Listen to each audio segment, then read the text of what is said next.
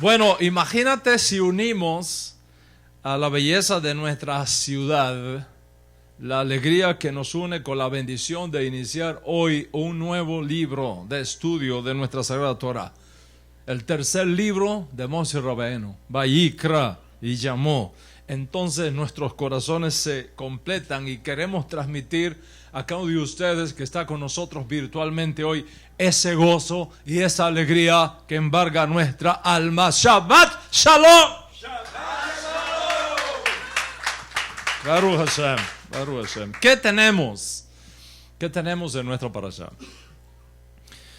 Bueno, la parashá Vayikra detalla los 5 sacrificios primarios que podían ofrecerse en el Ohel Kadosh, en el tabernáculo, según lo indicado por el Eterno a Moshe Rabbeinu, Moshe nuestro maestro. Ahora bien, sacrificio, preste atención, sacrificio no es la mejor traducción,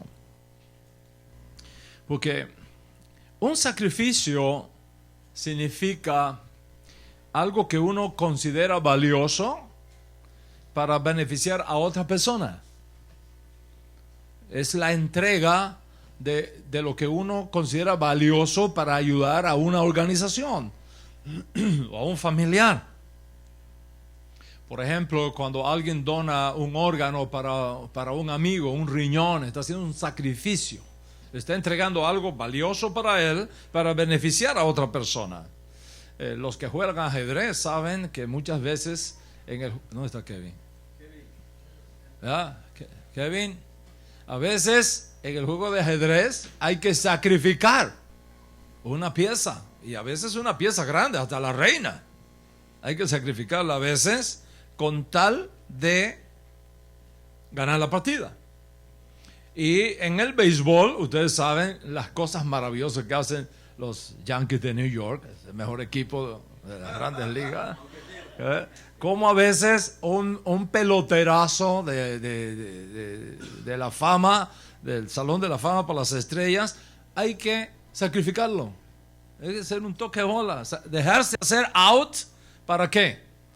Para poder mover a un compañero del equipo a una posición donde hay más posibilidades de anotar y ganar el juego. En otras palabras, cuando hacemos un sacrificio es siempre para beneficiar a otro. Pero este no es el caso con las ofrendas que encontramos en nuestra parashá. De hecho, la palabra hebrea que aparece es korban. Korban. Dice el texto, habla a los hijos de Israel y diles, Ki yakrif miken korban.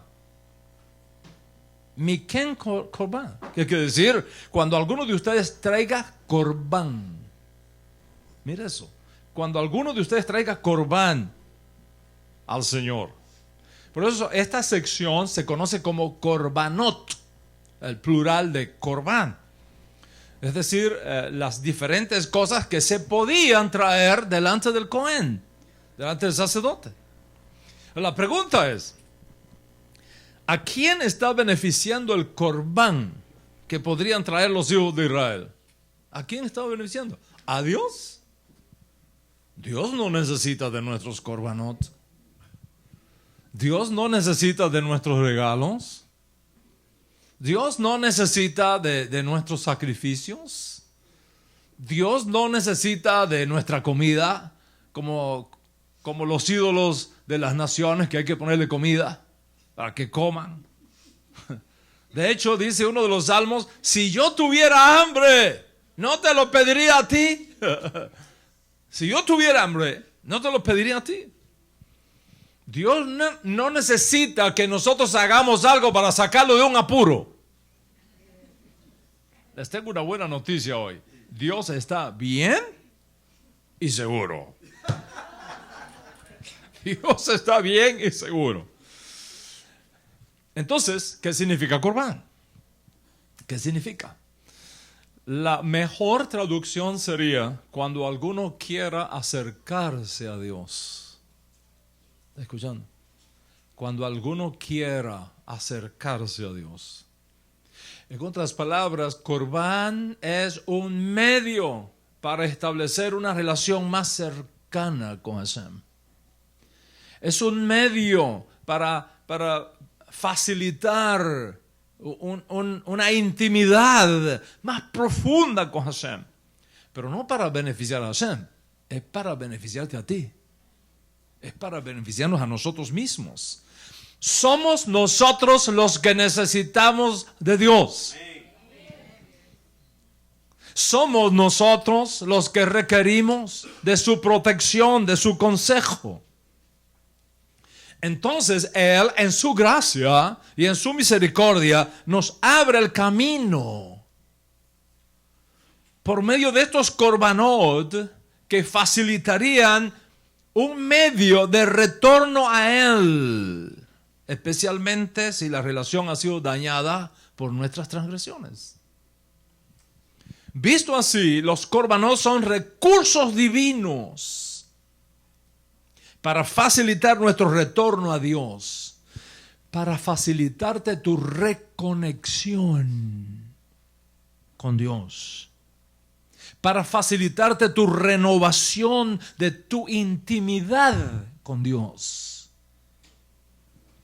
Y es por eso que nuestra parashá nos da todos los detalles de las diversas clases de korbanot que podían ofrecerse en caso de una transgresión, ya sea personal o ya sea comunitaria. O sea, algo interesante que ocurre en nuestra parashá es que menciona un tipo de ofrenda que no implica traer sangre para buscar la expiación de ciertos pecados. Se trata de una ofrenda vegetal que se introduce aquí, minjá, una ofrenda vegetal de harina refinada.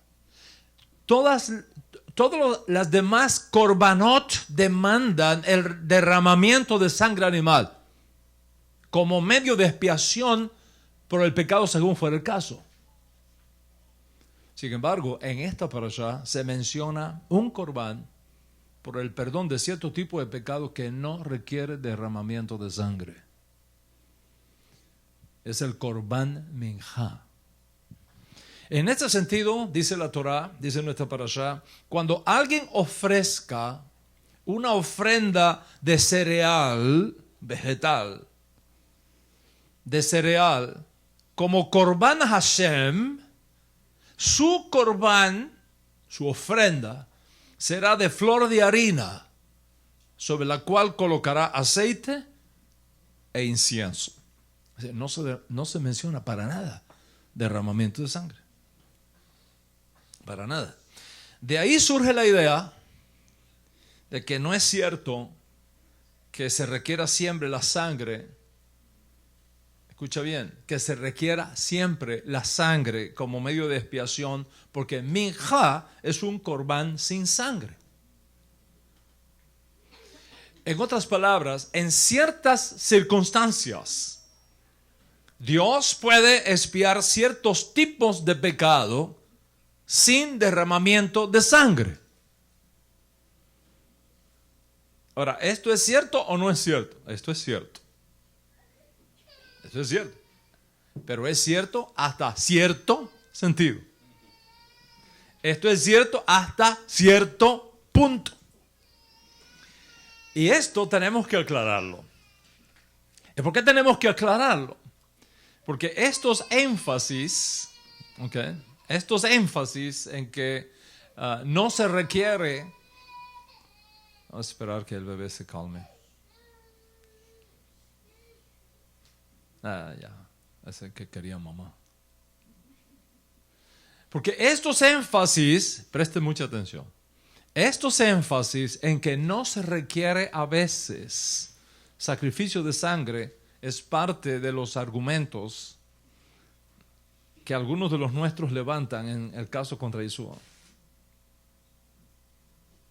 Porque si Dios no requiere siempre derramamiento de sangre para expiar pecados, cuando el Código Real dice sin derramamiento de sangre no hay expiación del pecado, estaría ignorando esta provisión de Corbán Mejá que presenta justamente nuestra parashá. Entonces le dicen a los nuevitos en la fe, mira, aquí hay expiación sin sangre. Corbán, minjá corbán, de harina, de vegetal. Entonces no es cierto que se requiera siempre derramamiento de sangre.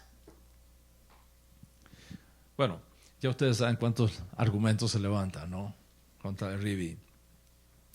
Porque cuando alguien no quiere pagar el plato, siempre encontrará un pelo a la sopa, ¿no? Como dice el refrán popular.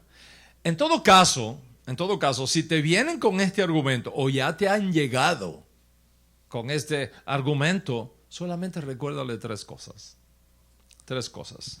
Primero, que Yeshua no sufre ni muere por ninguno de los pecados que están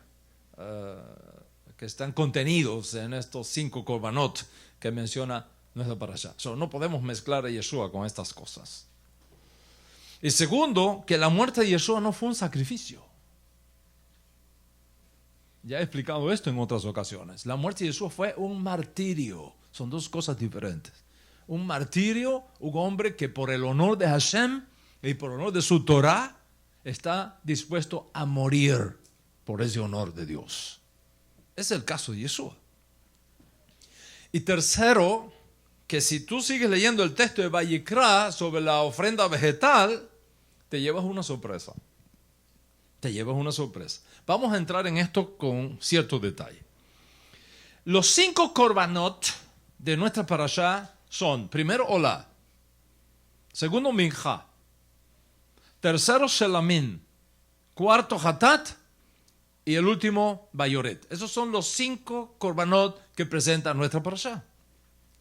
Si tú miras bien, ninguno de estos 5 korbanot es para expiar los pecados del tipo karet. Ninguno de estos korbanot está diseñado para tratar con ese tipo de pecado. Porque ya lo hemos explicado en otras ocasiones, que no existe provisión en la ley de Moshe para los pecados del tipo karet que implican la pena capital. Eso es lo primero. Y lo segundo, cuando te digan, mira, aquí en esta parashá Baricá hay expiación sin sangre, corbán de harina, de vegetal, no es cierto que siempre se requiera derramamiento de sangre, pídeles que sigan leyendo. ¿Qué tenía que hacer el Cohen cuando alguien que no tenía suficiente dinero para comprar un cordero, una cabra o un toro, se veía obligado a comprar algo mucho más económico, menos costoso, como es un puñado de harina? ¿Qué tenía que hacer el Cohen con ese puñado de harina, con esa minjá corbán? Dice nuestra parashá en Levítico 2 lo siguiente: Benepesh ki takriv korban minjá. Cuando alguno traiga corbán de grano, de cereal, como ofrenda a Hashem, su corbán será flor de harina sobre la cual echará aceite y pondrá incienso. Entonces, ¿qué tiene que hacer? Dice, entonces la llevará a los sacerdotes, hijos de Aarón. ¿Y qué tienen que hacer los sacerdotes, hijos de Aarón, con esto? Dice, y el sacerdote tomará de ella un puñado de la flor de harina con el aceite y con todo su incienso. Ay, ¿qué más? Dice, y el sacerdote la quemará como memorial sobre el altar. Sobre el altar. Porque es ofrenda encendida, aroma grato a Hashem. Entonces, ¿a dónde tenía que llevarla? Al altar. ¿Y qué cosa hay en el altar? ¿Qué pasaba sobre el altar? La sangre vertida de los sacrificios cruentos. Y entonces lo convertía en una ofrenda ígnea con sangre del altar. ¿Lo ves? En otras palabras, bajo ciertas circunstancias, cuando alguien no tenía suficiente dinero para traer un cordero, una cabra o un buey para el sacrificio, puede tomar un corbán, una ofrenda de harina. Pero esa ofrenda de harina hay que llevarla al altar de sacrificio. Y hay que ofrecerla a Hashem en conexión con lo que ocurría en el altar, que se llama precisamente el altar del sacrificio. En otras palabras, el Korban Mijá por sí solo no expiaba. Necesitaba el altar. No se podía ofrecer sino sobre el altar. Dice, entonces la llevarán los sacerdotes, hijo de Aarón, y el sacerdote tomará de ella un puñado de la flor de harina con el aceite y con todo su incienso, y el sacerdote la quemará como memorial sobre el altar. Sobre el altar. Es ofrenda encendida de aroma grata delante de Hashem.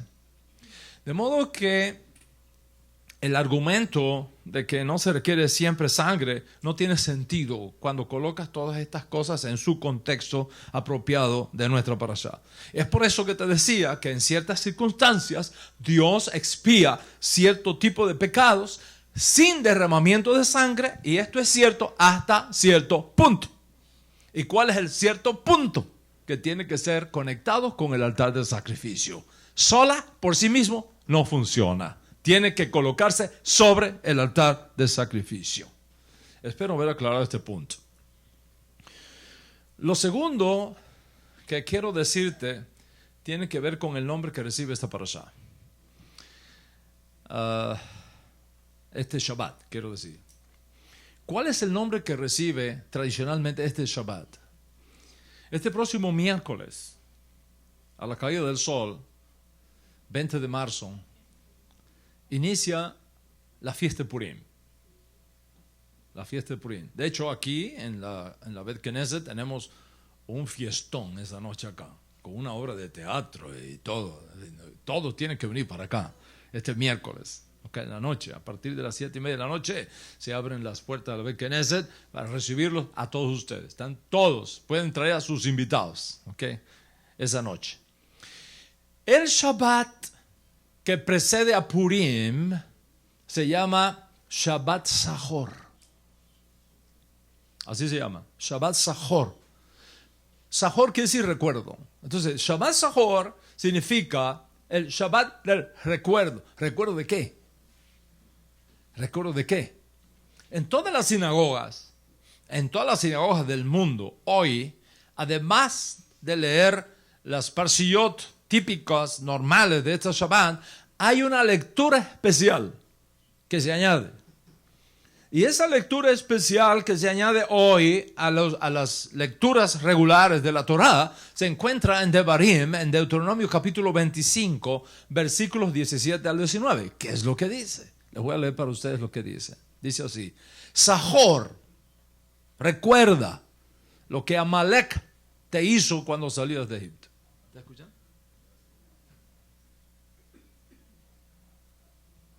Recuerda lo que Amalek te hizo cuando salías de Egipto. Cómo cayó sobre ti en el camino, atacando a los más débiles entre ustedes.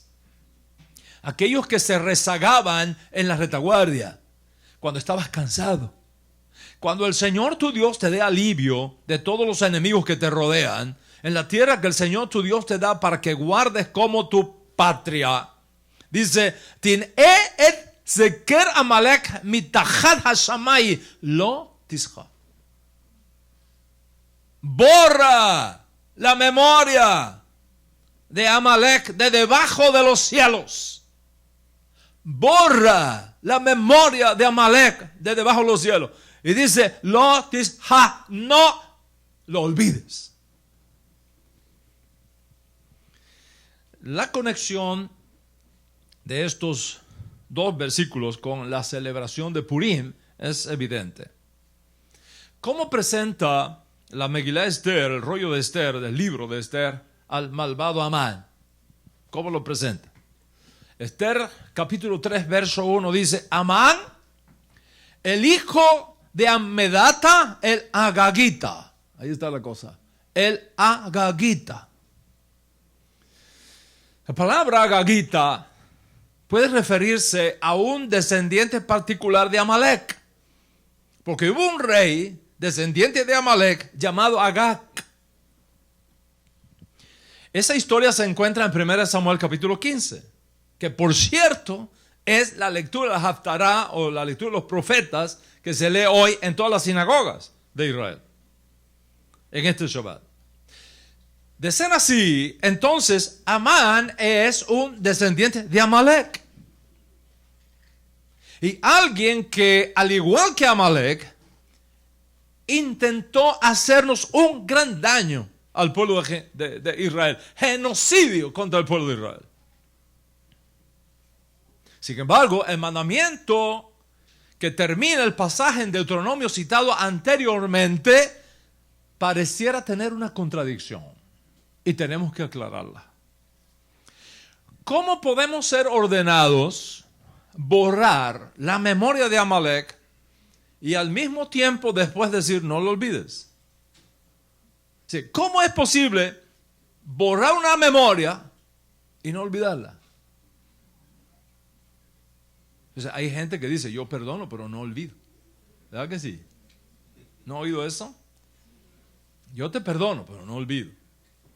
Porque es una contradicción. ¿Cómo yo puedo borrar una memoria y al mismo tiempo preservar esa memoria que borré? En realidad no hay un error aquí. Más bien es una traducción inadecuada. Es cierto que el hebreo sejer a veces significa memoria o memorial, pero también puede significar el nombre de una persona. Por lo tanto, cuando Dios revela su nombre a Moisés en el monte Horeb, concluye diciendo, este es mi Shem, este es mi nombre para siempre. Y este es mi Shecher, mi memorial por todas las generaciones. Y en este sentido, el libro de Proverbios dice, la memoria del justo es para bendición, pero el nombre del impío se pudrirá. ¿Está escuchando? Allá en Venezuela, ¿me está escuchando, Maduro? ¿Eh? Dice la Torá, la memoria del justo es para bendición, pero el nombre del impío se pudrirá. Y de ahí, Carlos, es que sale la costumbre en nuestro pueblo judío de bendecir a alguien invocando el nombre de una persona justa. Es la cosa más natural del mundo. Por ejemplo, ¿cómo bendecimos a nuestros niños varones en la noche del Kiddush? Que Hashem te haga como a Manasés y Efraín. ¿Ok? Invocamos el nombre de esos dos justos. ¿O cómo bendecimos a las niñas? Que Hashem te haga como a Sara, como a Rachel y como a Lea. ¿Ok? ¿Por qué? Porque la memoria del justo es para bendición. Entonces, cuando la Torá ordena a los israelitas que borren el sejer de Amalek, significa borren su nombre. En otras palabras, elimínenlo. A él y a sus descendientes de la faz de la tierra, para que no haya nadie más que lleve el nombre de Amalek. Ahora, ¿qué pasó con Amalek? ¿Qué pasó? Voy a leer 1 de Crónicas, capítulo 4, verso 43, a ver qué pasó con Amalek. Dice así, escuchen. De ellos, de los hijos de Simeón, uno de las 12 tribus de Israel, de los hijos de Simeón, 500 hombres fueron al monte de Seir y destruyeron, ¿está escuchando? Dice, y destruyeron al remanente de los de Amalek. Destruyeron al remanente de los de Amalek que habían escapado y habían habitado allí hasta el día de hoy. O sea, claramente se nos dice que el remanente de los descendientes de Amalek fueron destruidos. Por lo tanto, aquí se cumplió históricamente hablando el mandamiento que encontramos en la parashá, en la lectura extra que se lee en esta parashá Zahor, en este Shabbat Zahor, que dice, borrarás la memoria de Amalek de debajo del cielo. ¿Cuántos están conmigo hasta aquí? Ahora tenemos un problema.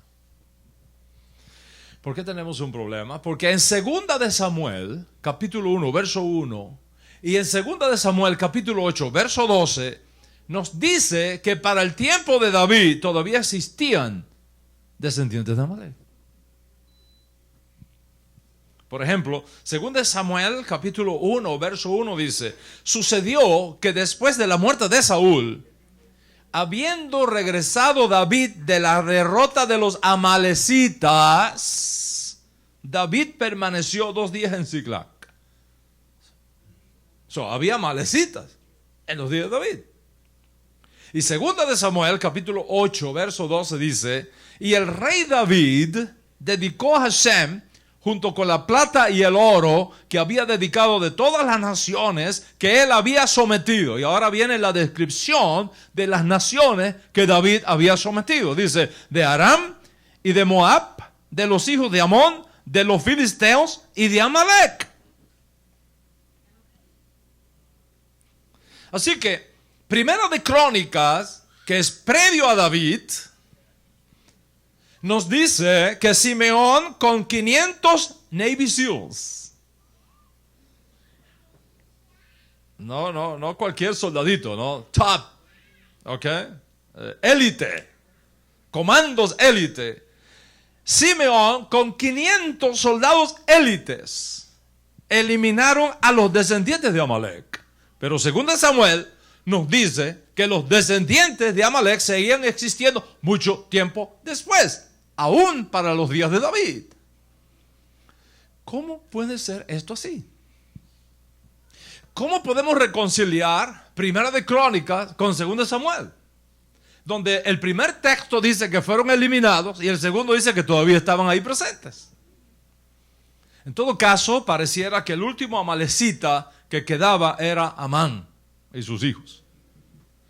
Pero Amán, según la narrativa no me adelanten Purín todavía.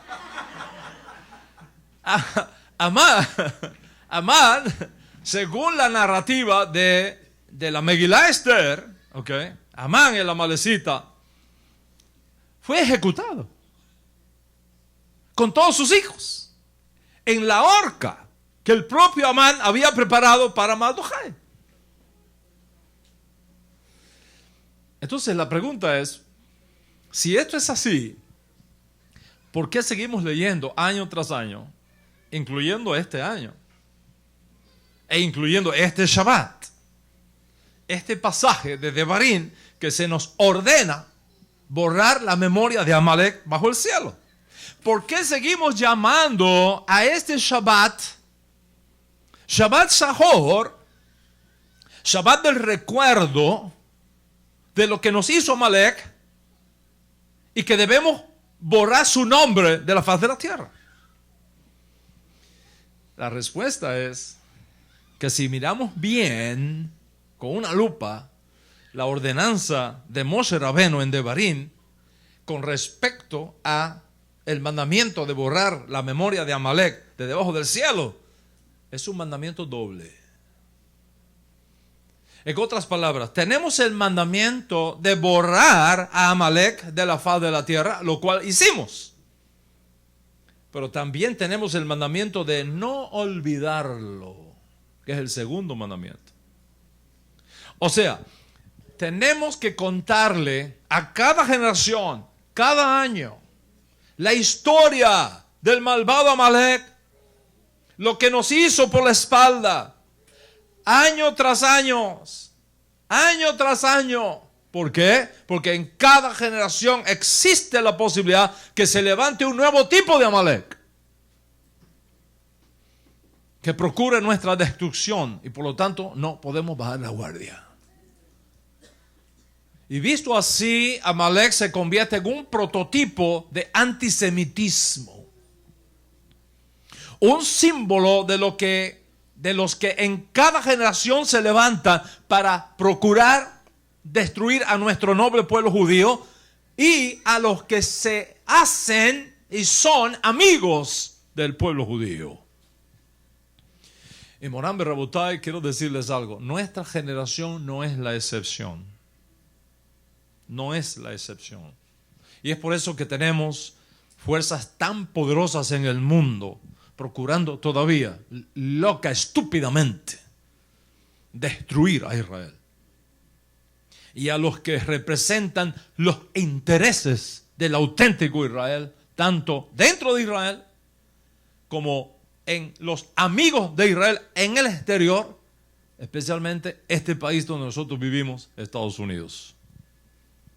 Moran Berrabutai, existe una confabulación mundial que se mueve bajo el mismo espíritu de Amalek para procurar destruir a Israel y a los amigos de Israel, a como dé lugar.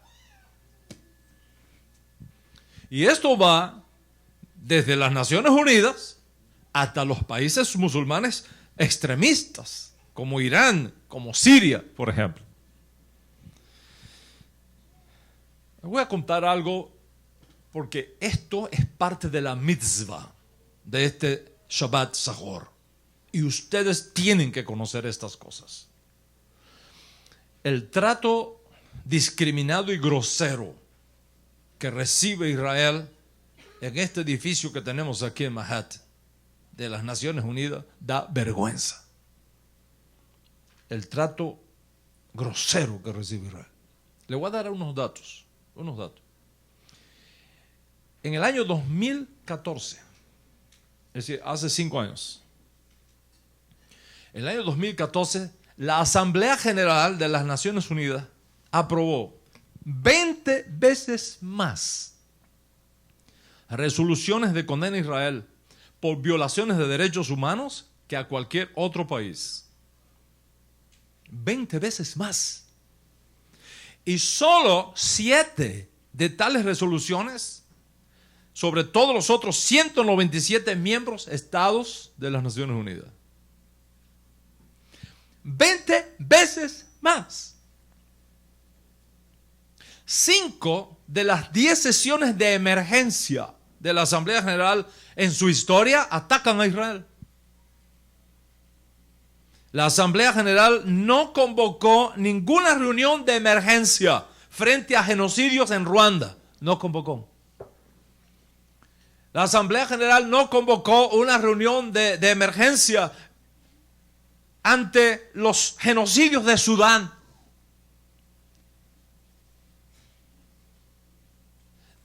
La Asamblea General no ha convocado una reunión de emergencia para tratar el caso del comunismo en Cuba, que ha matado más de 20,000 cubanos. Y de Venezuela ni hablar. ¿Cuántos han muerto todos los años en Venezuela? Desde que el chavismo entró al poder, hace 20 años atrás. Ni una sola vez. Si eso no es discriminación, nada es discriminación.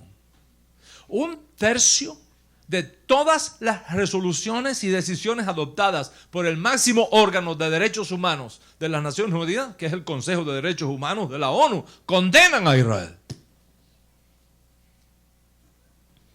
Y ante cada periodo ordinario de sesiones, independientemente de los hechos, el Consejo fija un tiempo especial para condenar solo a un Estado, Israel. Les voy a dar una cifra, no estoy hablando de opiniones, estoy hablando de hechos. 38%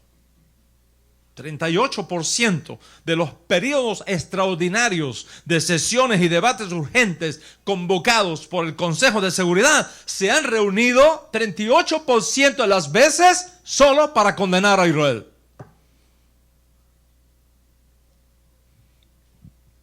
A no ser por los Estados Unidos. Baruch Hashem. A no ser por los Estados Unidos, que es miembro permanente del Consejo de Seguridad y que ha vetado siempre todas estas resoluciones presentadas en el Consejo de Seguridad contra Israel, hace rato que Israel habría sido borrado del mapa, humanamente hablando. A no ser por los Estados Unidos.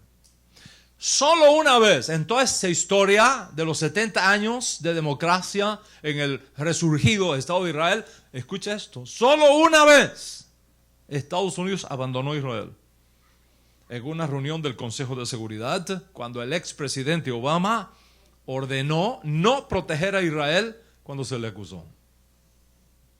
Ni una sola de esas sesiones se han celebrado en países que violan los derechos humanos. En China, en Rusia, en Irán, en Arabia Saudita, en Cuba, en Venezuela, en Nicaragua. O sea, ¿qué es lo que estamos viendo en las Naciones Unidas? Un doble discurso. Eso es lo que estamos viendo. Un doble discurso. Discriminación contra el Estado judío. Patentemente obvios. Patentemente obvios. Entonces, esta es la conclusión. Ante estos hechos, esta es la conclusión. Las naciones del mundo, representadas en las Naciones Unidas, en ese edificio que tenemos aquí atrás de nosotros, en su gran mayoría, y los líderes de las Naciones Unidas, en su gran mayoría, esquivan, ocultan y favorecen las resoluciones contra Israel. Todo el tiempo. Todo el tiempo. Y todos sabemos cómo lamentablemente el expresidente Obama, por primera vez en la historia, por primera vez, única vez que esto ha ocurrido en toda la historia moderna de Israel, traicionó a Israel cuando Egipto, para congraciarse con los países musulmanes, propuso una resolución contra Israel sobre el tema de los territorios ocupados en el seno del Consejo de Seguridad de las Naciones Unidas, no en la Asamblea General, en el seno del Consejo de Seguridad. ¿Qué ordenó Obama a nuestro embajador en el Consejo de Seguridad? Que se abstuviera. Que se abstuviera. Al abstenerse, abrió la puerta para que la propuesta tuviera éxito, y así fue. Por primera vez en la historia, Estados Unidos abandona a Israel, no protege al Estado de Israel, no protege al pueblo judío. Y como resultado de esa abstención, la propuesta de Egipto fue aprobada y se convirtió en la resolución 2334, aprobada por el Consejo de Seguridad el 22 de diciembre del 2016, cuando a Obama le quedaban solo unos días para salir de la presidencia. En otras palabras, ese fue el regalo de despedida que nos dio. Y para los cristianos fue el regalo de Navidad. Para los judíos, el regalo es Hanukkah. ¿Y qué se aprobó? ¿Qué se aprobó? Voy a citarles la resolución en parte. Esos son documentos oficiales de las Naciones Unidas que usted entra en Google y pone ahí resolución 2334. Ahí sale todo. Está en inglés. Yo le voy a decir la traducción. Usted lo puede ver en la lengua inglesa y también en francés. Dice así. Voy a citar en parte, no es toda, son 3 páginas larguísimas.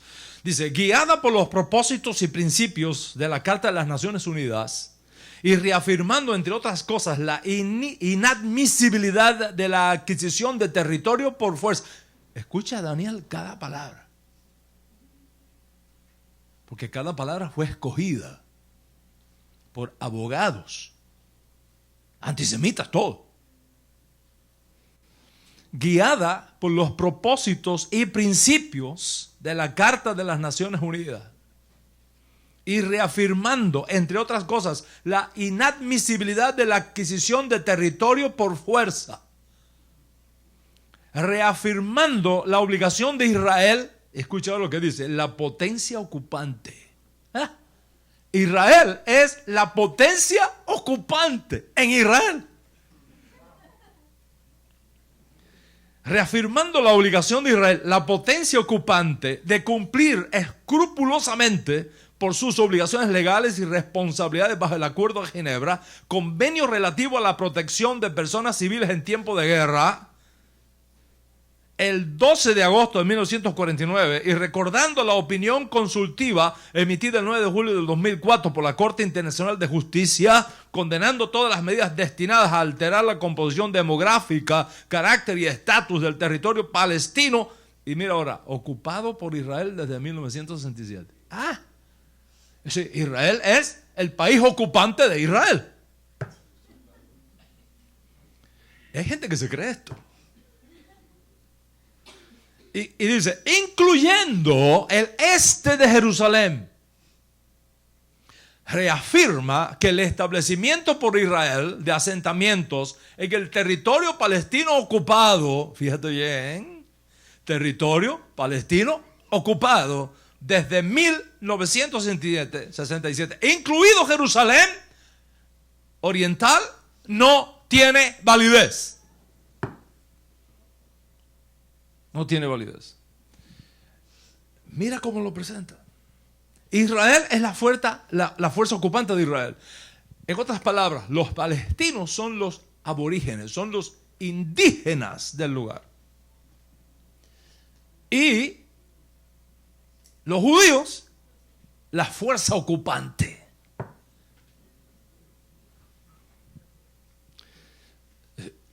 ¿Usted se está dando cuenta de la manipulación de la historia que hay aquí?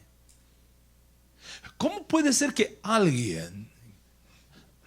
I'm sorry, I had to hold myself.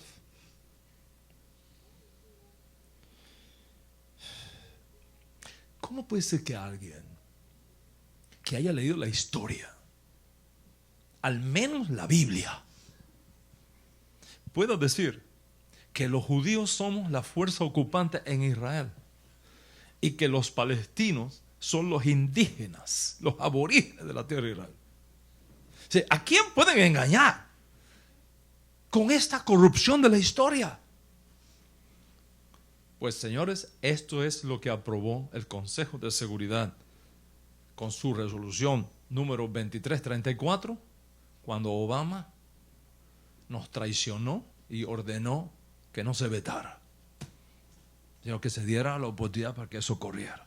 Señores, si esto no es antisemitismo, nada es antisemitismo.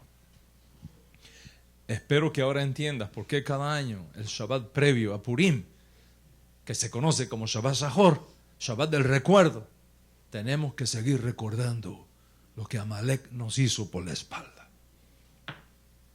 En este momento, con los incidentes antijudíos en aumento en Estados Unidos, en Europa, especialmente es importante buscar a los culpables, denunciar a cualquiera que busque justificar sus acciones en contra del pueblo de Israel.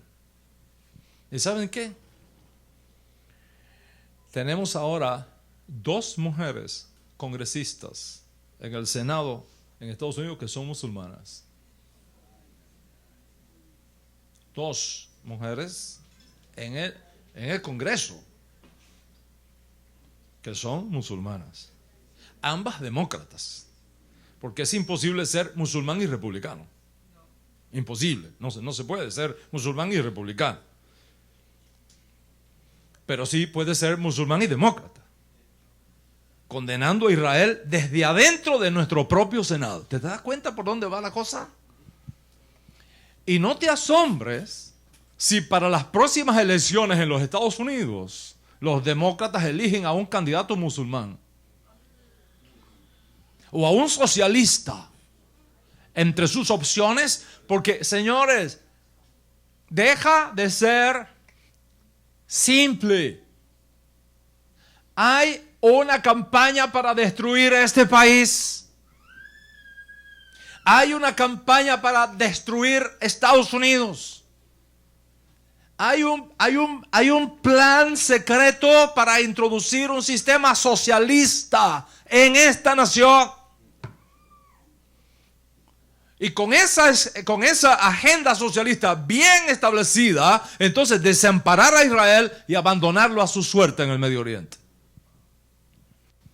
Ahora entiendes por qué Moshe Rabenu, con sus ojos de profeta, se dio cuenta que aunque la faz de Amalek había que borrarla de la tierra, su recuerdo tenía que permanecer año tras año.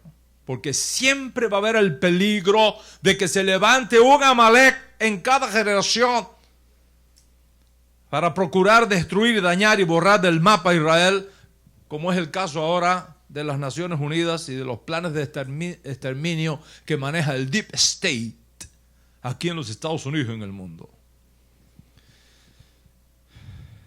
Es evidente que hay personas enemigas de Israel que existen y que hay planes macabros contra nuestro país, contra Israel, que existen. Y por eso, señores, tenemos que contar esta historia. Por eso tenemos que hacer la obra de teatro el miércoles en la noche. Por eso tenemos que contarle a nuestros niños año tras año.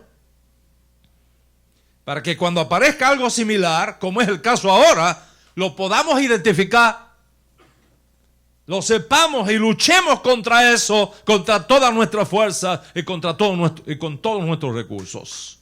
Esa es la necesidad.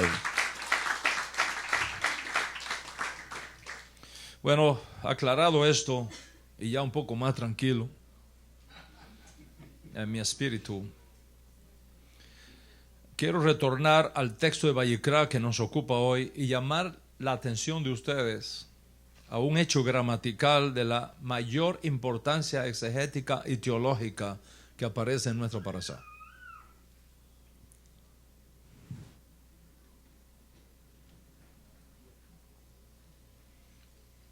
Los versos iniciales que encontramos en Génesis, en Bereshit, en Shemot, en Bamidbar, en Números o en Devarim, en Deuteronomio, están redactados que siguen un formato inequívoco, típico de cada vez que la Torah inicia secciones introductorias en cuerpos significativos de nuestra literatura sagrada. Siempre, siempre, siempre que en Génesis, en Éxodo, en Números o en Deuteronomio se inicia un trozo de literatura importante, sigue el mismo patrón. El mismo patrón. Pero cuando llegamos a Vayikra, que es la parashá que estamos estudiando hoy, se rompe ese patrón. Y se introduce un cambio de sintaxis en el texto hebreo, difícil de explicar, pero extremadamente importante teológicamente hablando. Vamos a mirar con una lupa cómo se inicia nuestra parashá. Dice así, tengo el texto hebreo acá. Empieza con Mem y termina con Lamed.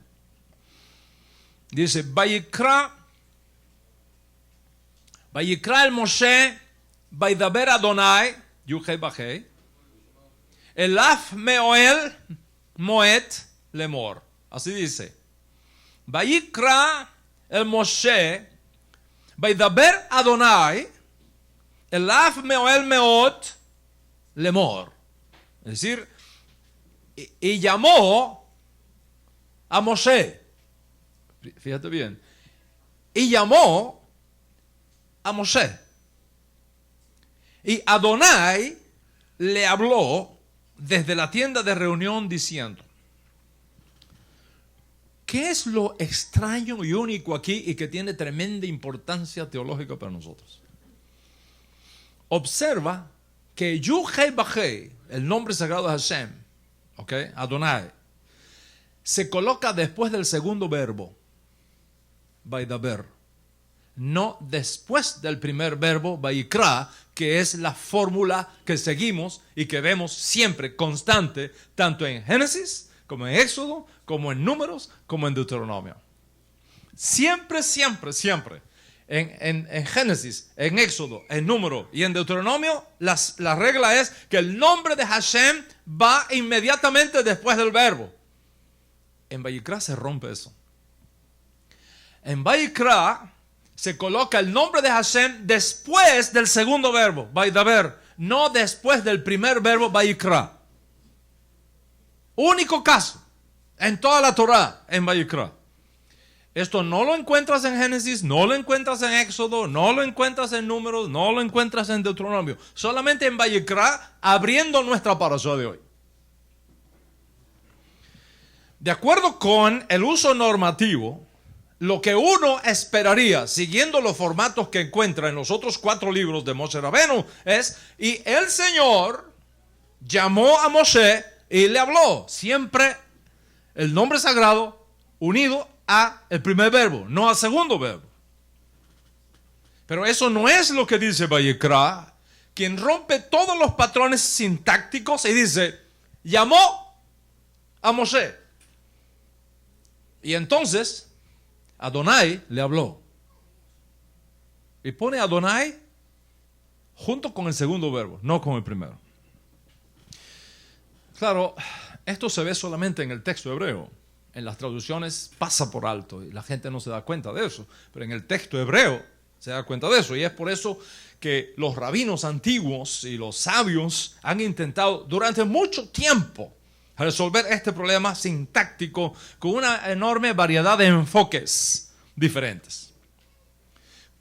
Algunos estudiosos, algunos rabinos estudiosos simplemente notan la anomalía y suponen que colocar el sujeto después del segundo verbo en lugar del primer verbo refleja simplemente una variante estilística diferente del patrón normal y que no tiene un significado especial. Afirman que lo que el verso quiere decir en definitiva es que Hashem llamó a Moshe y habló con él y que no tenemos que rompernos la cabeza con otras cosas. Sin embargo, muchos otros comentaristas consideran que la gramática es extraña, que solamente pasa aquí y que por lo tanto requiere una explicación. ¿Cuál es la explicación? El texto en hebreo está escrito de tal manera que permite entender que no fue Dios quien llamó a Moisés. ¿Está escuchando? No fue Dios quien llamó a Moisés, sino otra persona. Y esa otra persona está oculta. No se dice quién es. Y luego esa persona es la que introduce a Moshe Rabeno ante Moshe.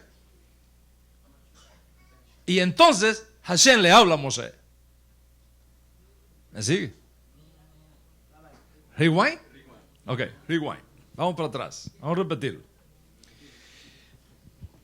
¿Cómo tú me explicas que en Vayikra, rompiendo todos los moldes que encontramos en el resto de la Torá, coloca a Hashem conectado con el segundo verbo y no con el primero? Por lo tanto, dicen estos comentaristas antiguos que cuando la Torá dice llamó Moshe y sigue diciendo Vaidaber Adonai y le habló a Adonai, es porque alguien que no fue Hashem estaba allí y fue quien llamó a Moisés.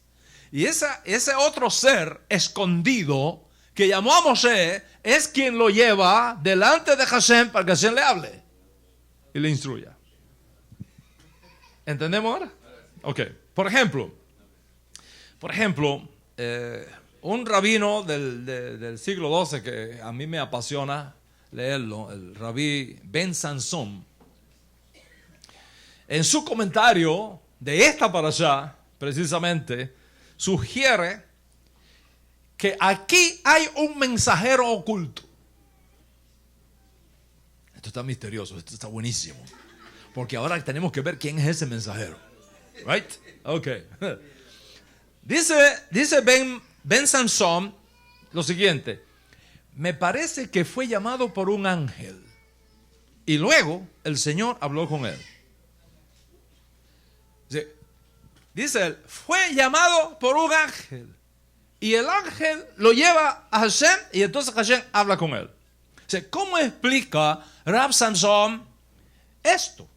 Él usa una analogía y en su comentario nos dice, y cito para ustedes, dice Rab Sansón: el reino de la tierra es como el reino de los cielos, porque este es también el camino de los reyes. Cuando quiere alguien hablar con un rey, lo llaman a través de un mensajero. ¿Está escuchando? Cuando alguien quiere hablar con un rey, o cuando el rey quiere hablar con alguien, lo llaman a través de un mensajero. En otras palabras, Hashem aparece luego del segundo verbo, no seguido del primero, para demostrar no solo que el llamar no es lo mismo que el hablar, sino para demostrar que no fue Dios quien lo llamó, sino una persona oculta en el texto, y que esa otra persona es quien lleva a Moshe Rabenu delante de Hashem para escuchar lo que Hashem tenía que decirle. Y el rabí Efraín Samson se apoya en esto, recordando el ángel que llama a Abraham desde el cielo para evitar que sacrifique a Isaac. En el cual, mientras por un lado te encuentras con las palabras del ángel, por el otro lado, el destinatario final es Hashem. Por ejemplo, en el incidente de la Akedah, el ángel dice a Abraham: no extiendas tu mano contra el muchacho. El ángel, no Hashem, el ángel. No extiendas tu mano contra el muchacho ni le hagas nada, porque ahora sé que temes a Dios. Pero ahora dice: ya que no me has rehusado tu hijo, tu único. El ángel de Hashem llamó a Abraham por segunda vez desde el cielo y le dijo: por mí mismo he jurado, declara Hashem, que por cuanto has hecho esto y no me has rezado tu hijo único. Bueno, ustedes conocen el resto de la historia. O sea, está claro que aquí hay dos personas. El ángel que actúa como mensajero y Hashem que supervisa las acciones. Dice: el ángel llamó a Abraham y por mí mismo he jurado, dice Hashem. ¿Lo ve? Sí. Obviamente aquí hay un binomio de ángel, Dios. Ángel, Yuhei Bajei. ¿Cuál es la importancia que esto tiene? Esto es lo que se conoce a nivel Sot, la forma más profunda de interpretación bíblica, es decir, a nivel místico, a nivel cabalístico, o a nivel profético. Eso que el rabino Shaul llamó la sabiduría oculta de Dios. Cada vez que en la escritura, presta atención porque esta es la esencia de la clase, ¿okay? Cada vez que en la escritura encontramos ese binomio, ángel Yuhei Bajei, Melech Yuhei Bajei, o Malach, quiero decir, Malach Yuhei Bajei,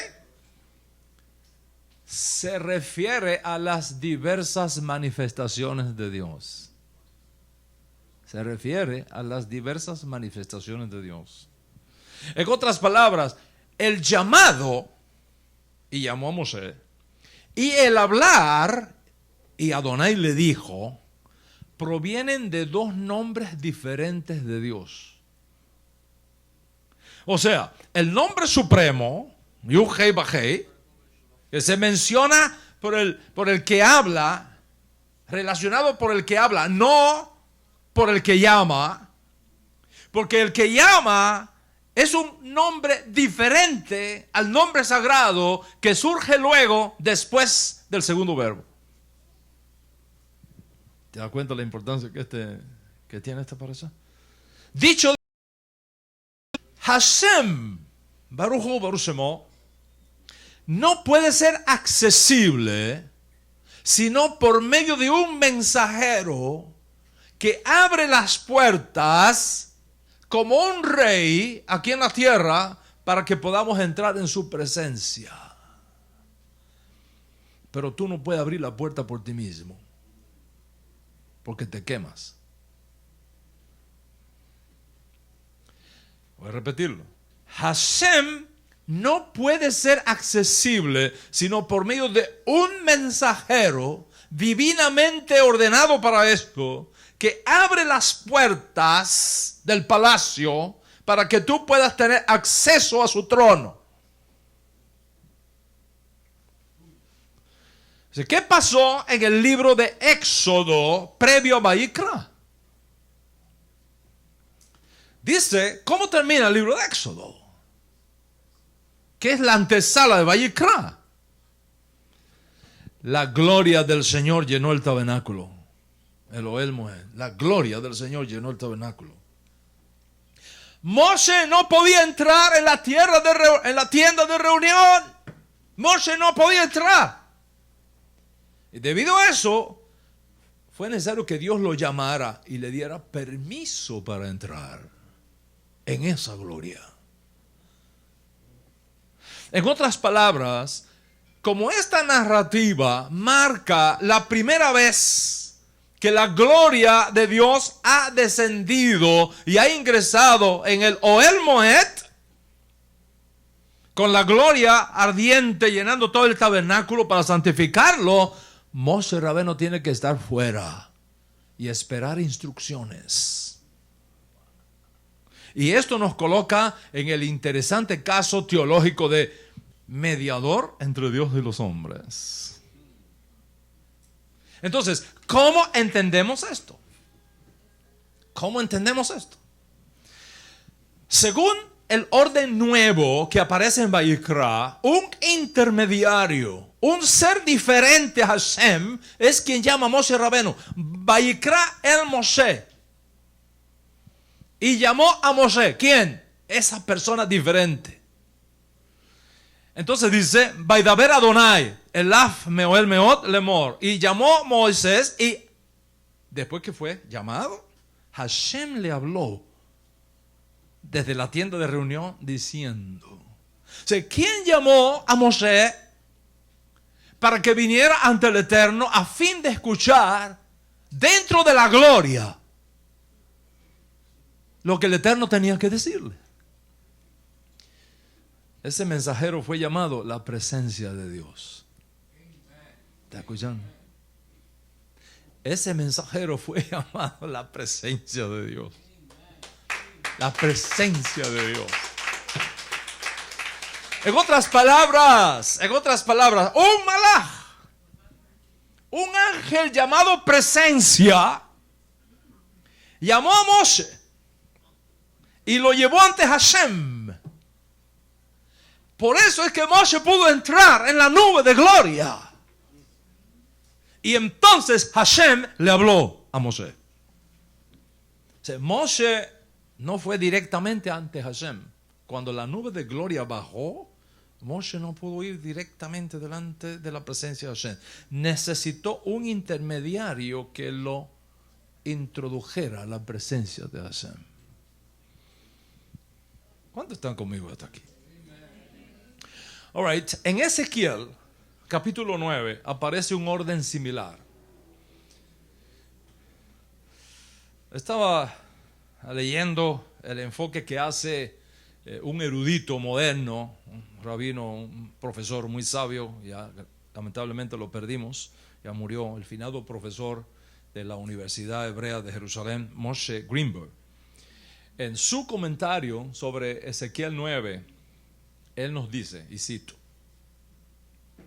en Ezequiel capítulo 9, versos 3 y 4 se afirma: la gloria del Dios de Israel se había movido. Fíjese siempre, la gloria del Dios de Israel se había movido del querubín sobre el que había descansado a la plataforma de la casa. Llamó al hombre vestido de lino. Fíjate, aquí está el hombre otra vez, el segundo personaje que aparece. Llamó al hombre vestido de lino con el estuche de escritura en su cintura. Y después que aparece este hombre vestido de lino, entonces dice, y Hashem le dijo.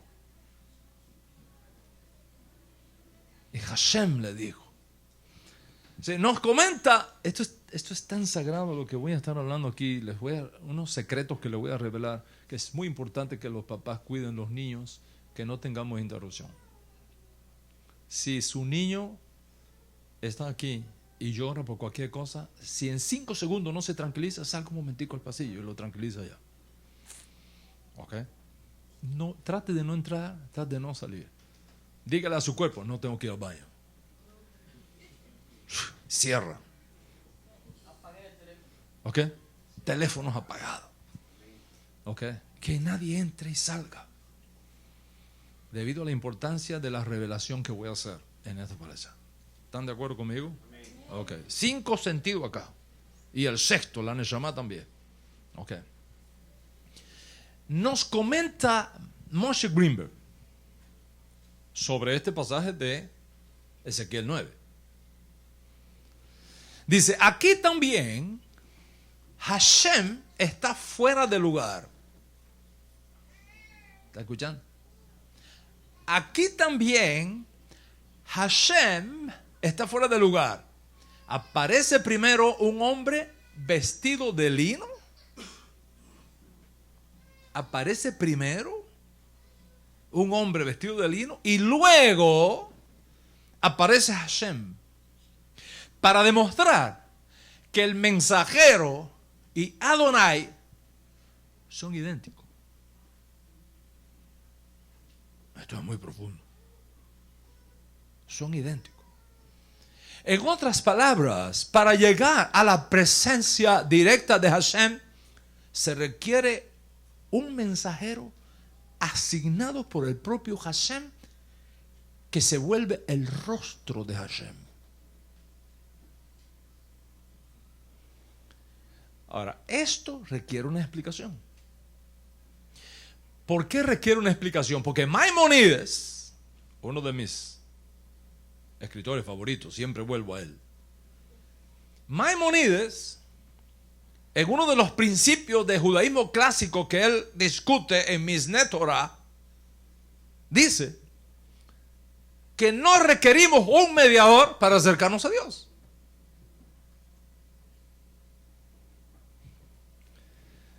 Les voy a leer lo que dice Maimónides, que en paz descanse en el Gan Edén. El quinto mandamiento, dice, el quinto mandamiento de los principios de fe del judaísmo es que el Supremo es el único digno de recibir, es el único digno de servir, es el único digno de ensalzar y es el único digno de anunciar su grandeza y su poder. Y no hacemos esto con lo que está por debajo de él,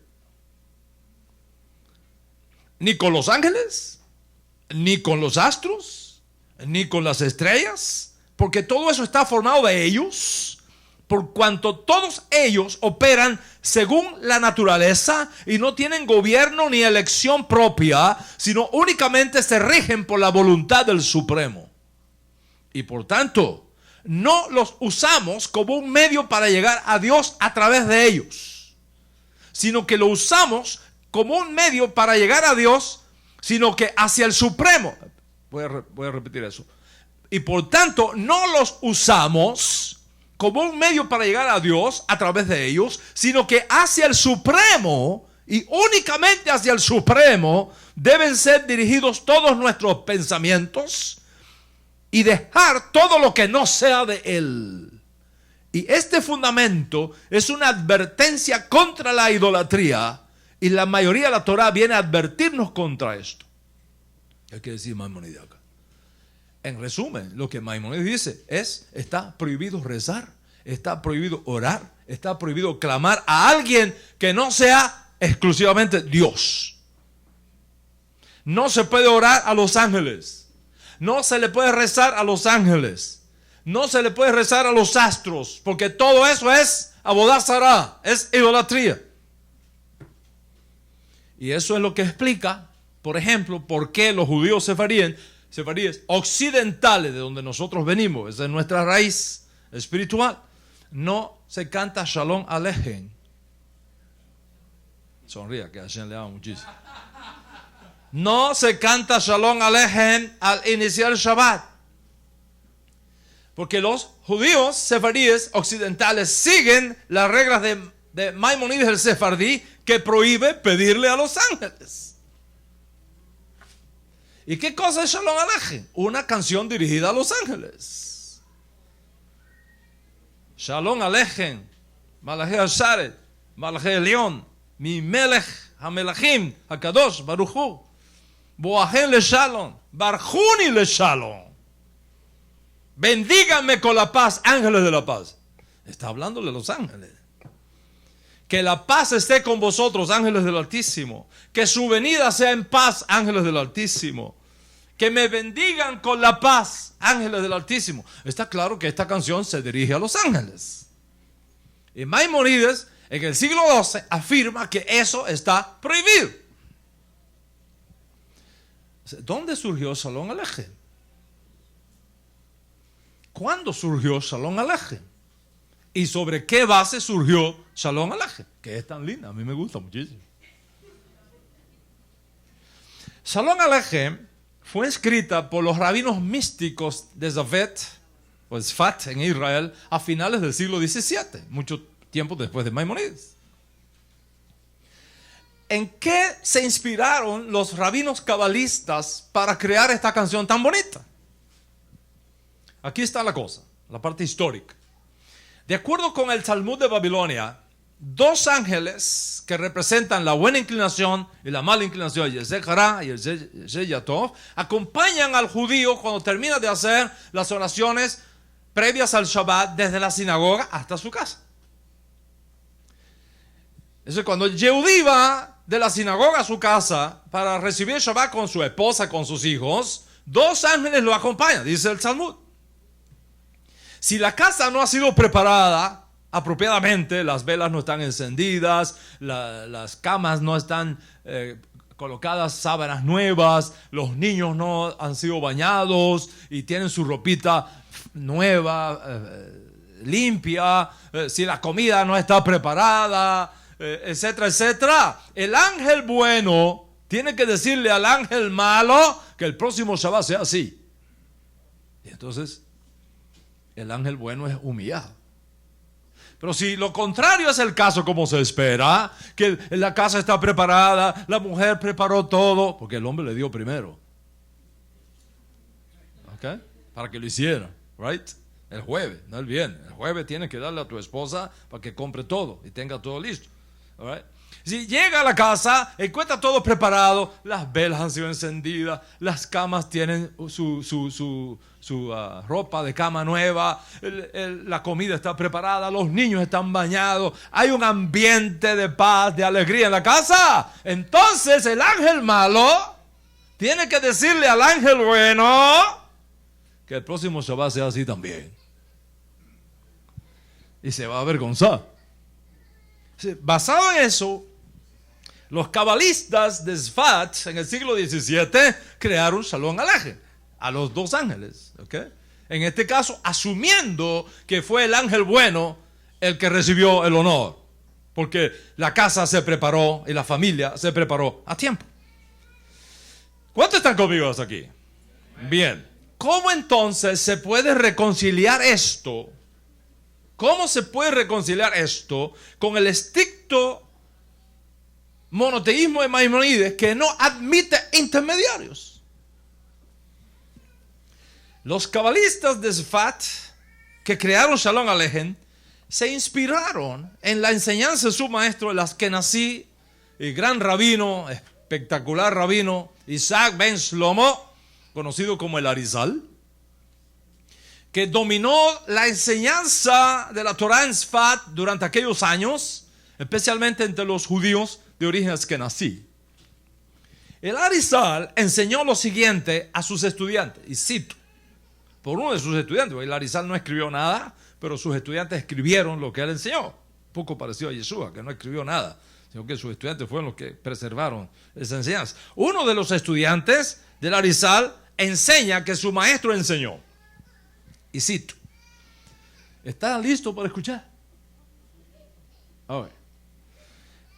Es necesario, dice el Arizal, es necesario que haya un nivel intermedio entre el emanador y la emanación.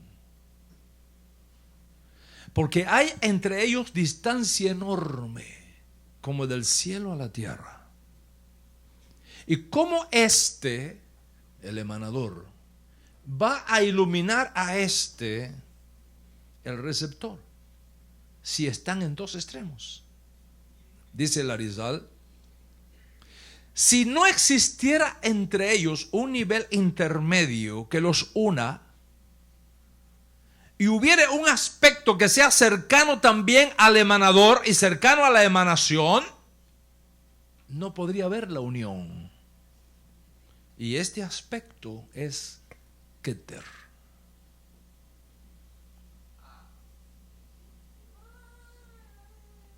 O sea, aquí tenemos a otro gran rabino, Ashkenazí, que aparenta desafiar la legislación de Maimónides, el sefardí.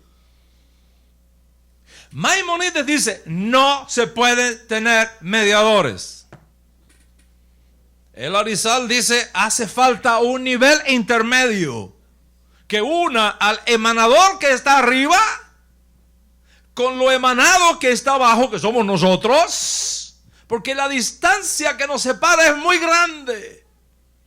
Y ese intermedio que nos une tiene un nombre y se llama Keter, la corona.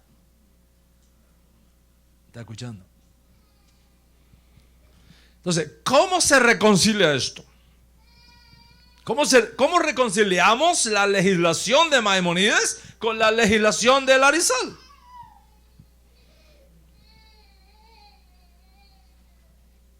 ¿Cómo lo reconciliamos? La respuesta es que no existe contradicción. Ambos tienen la razón. Como el cuento del rabino, ¿no? Ambos tienen razón. Ambos tienen razón. Si entendemos el concepto de mediador del cual habla el Arizal, que no es para nada el concepto de mediador de las religiones idólatras. En la Kabbalah Kosher, presten mucha atención, en Kabbalah Kosher se enseña, por lo menos yo enseño eso, y lo enseño de los rabinos con los que yo aprendí. En Kabbalah Kosher se enseña que existen dos tipos de mediadores. ¿Está escuchando? Existen dos tipos de mediadores. El mediador de abajo hacia arriba y el mediador de arriba hacia abajo. Y como resultado de eso, hay un mediador que separa, que es Avodat Zará, y hay un mediador que une, y ese mediador es kosher. El mediador que separa es idolatría. El mediador que une es kosher. ¿Está conmigo hasta aquí? Es un intermediario al que nosotros que estamos abajo podemos concurrir para que nos conecte con Hashem que está arriba, siempre y cuando ese mediador nos conecte con Hashem unido a Él, no a través de Él. ¿Está escuchando? Unido a Él, no a través de Él. Porque cualquier mediador que intente conectarte con Hashem a través de Él, se transforma en una entidad independiente de Hashem, y eso es idolatría. Pero cuando el mediador está unido a Hashem y tú te unes a Él, ese es un mediador que une, no un mediador que separa, y tiene un nombre. Dice el Arizal, ese es Keter. Esas son dos cosas diferentes. Cuando el Rambam prohíbe, y con razón, es un mediador que procura la unión con Hashem por independencia. Pero el Arizal está hablando de otro mediador, un mediador que está unido a Hashem, y si nos juntamos con él, nos beneficiamos de su unión con Hashem. Son dos cosas distintas. Por eso te decía que no hay contradicción. Ambas son palabras del Dios viviente. En el judaísmo, señores, se enseña que todo lo que no se subordina a Dios, sino que se presenta como algo separado, independiente de Dios, no sirve como mediador porque es fuente de idolatría. En el judaísmo, señores, la rebeldía es exactamente el mismo pecado que la hechicería. Y unirse a uno que pretenda ser mediador por cuenta propia es hechicería, es abudazara.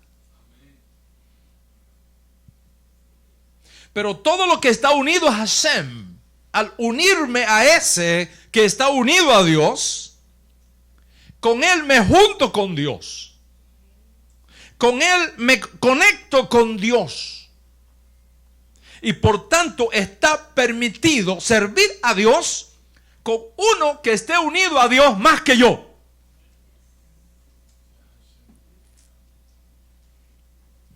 Pero no está permitido buscar a Dios por medio de una entidad separada de Dios que me sirva de mediador, como el sol, como la luna, como los astros, como los hechiceros, como los brujos.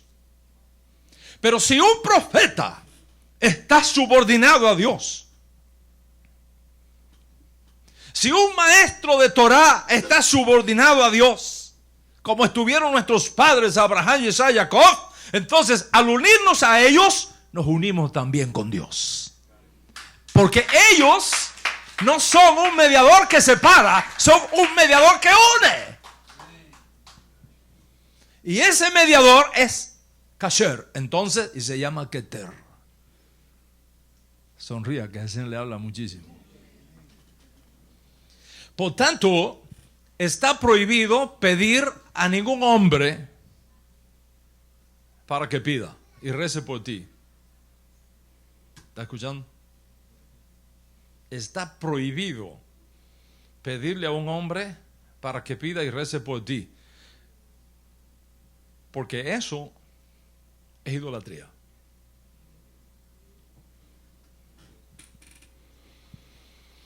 Entonces, ¿cómo explicas? Si esto es así, ¿cómo explicas los versículos bíblicos donde encontramos que el pueblo de Israel se acerca a Moshe Rabeno para que ore por ellos? ¿O cómo explicas que se acercaron los hijos de Israel al profeta Samuel para que interviniera por ellos ante Dios? ¿Y cómo explicas que en el caso del profeta Eliao, ante una necesidad dice, ve allá, porque él es profeta e intercederá por ti y te sanará? ¿Cómo es eso?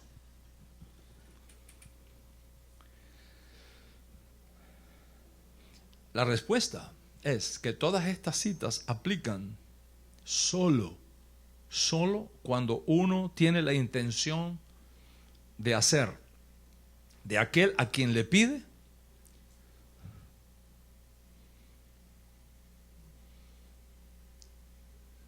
no un intermediario separado de, sino que cuando lo haces, tu intención no es crear un camino independiente de Hashem, sino que cuando ellos se acercaron a Moshe Rabeno para pedir que orara por ellos, que interviniera por ellos, cuando se acercaron a Samuel, cuando se acercaron a los profetas para que intercediera por ellos, la intención es: tú estás más cerca de Hashem que nosotros. Nos vamos a unir a ti para que cuando tú reces, nosotros seamos bendecidos en el proceso. Y es por eso, señoras y señores, que en el judaísmo, si tú no estás de acuerdo con tu rabino, no puedes rezar con él. Si tú no eres un ejad con tu sadik aquí en la tierra, tú no puedes recibir ninguna bendición a través de él, porque estás rompiendo el canal, estás creando un puente diferente y no funciona. Ella se hará.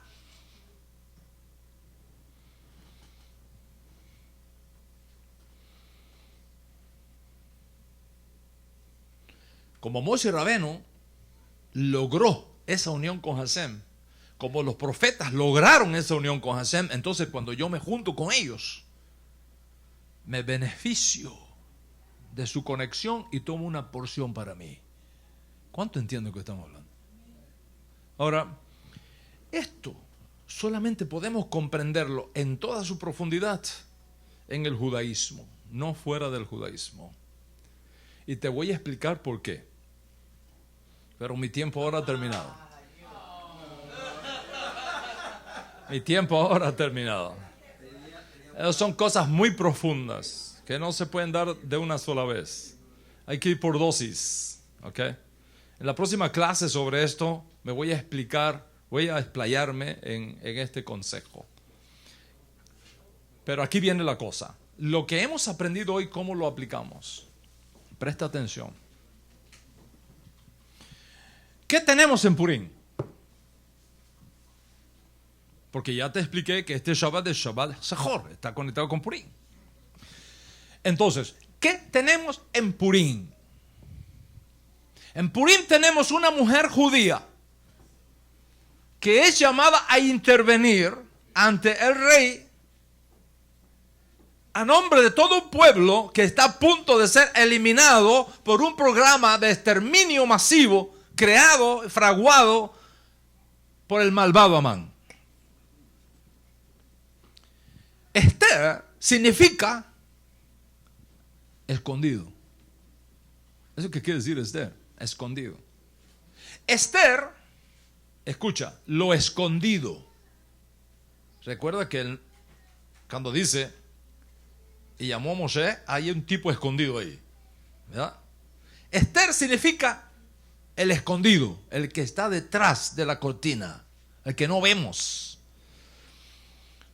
El escondido o la escondida, en este caso, pide a todos los judíos que ayunen y se junten con ella. Aquí está, ¿te das cuenta? Se junten con ella.